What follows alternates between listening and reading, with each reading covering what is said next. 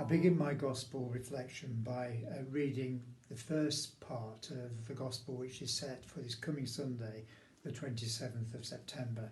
St Matthew's Gospel, chapter 21, beginning at verse 23. When he entered the temple, the chief priests and the elders of the people came to him as he was teaching and said, "By what authority are you doing these things, and who gave you this authority?" Jesus said to them, "I will also ask you a question. If you tell me the answer, then I will also tell you by what authority I do these things. Did the baptism of John come from heaven, or was it of human origin?" And they argued with one another. "If we say from heaven, he will say to us, 'Well then, why did you not believe him?' But if we say of human origin, we are afraid of the crowd, for all regard John as a prophet." So they answered Jesus, "We do not know." And he said to them, "Neither will I tell you by what authority I am doing these things." Many highlights of working at York Minster, being a member of the Dean and Chapter for 19 years. But one happy highlight I remember was one summer, I think it was 2005 or 6, the scaffolding was up on the east end of the cathedral, and we had the idea of having film nights. So for 3 consecutive Thursday evenings, we projected a film onto a large screen affixed to the scaffolding. The first film was the Italian Job.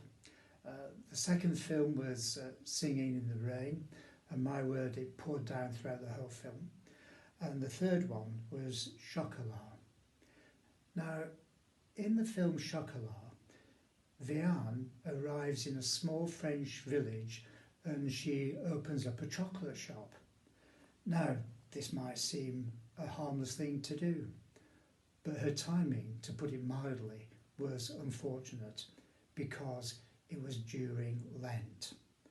And the mayor was vociferous in his instructions to the villagers about what they should and what they shouldn't be doing during this season of penance. And eating chocolate was definitely a no-no.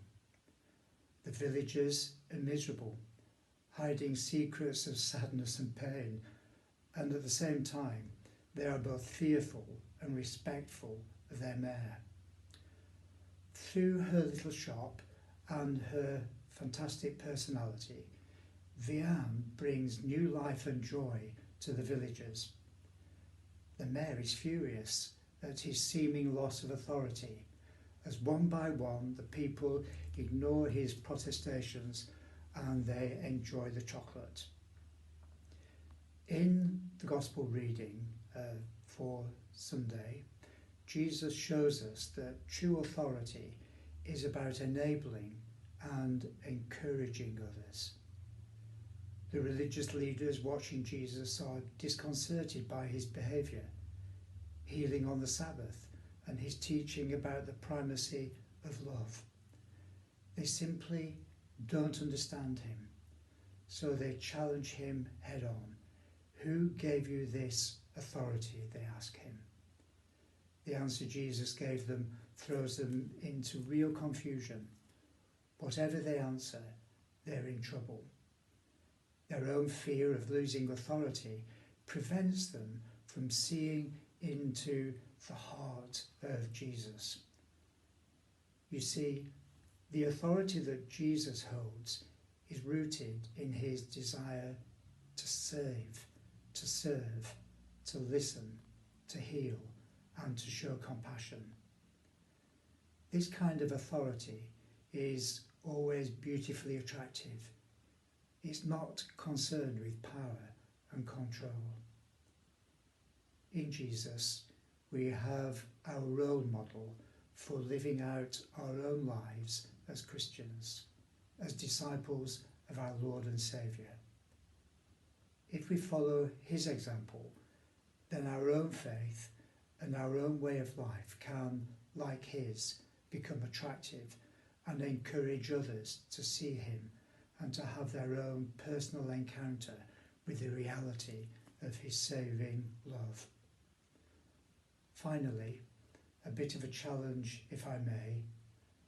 How do we find ourselves acting in areas in our own lives in which we have been entrusted with some degree of authority? Do we find ourselves following Jesus' example of humble service? Or do we allow our insecurities to drive us to act in harsh, unsympathetic and thoughtless ways? Dear Lord, please open our eyes to see you present in our lives and the lives of others. Open our ears to your call to serve others, especially those in need, and help those in positions of authority to enable others to become more fully your servants. Through Jesus Christ our Lord. Amen.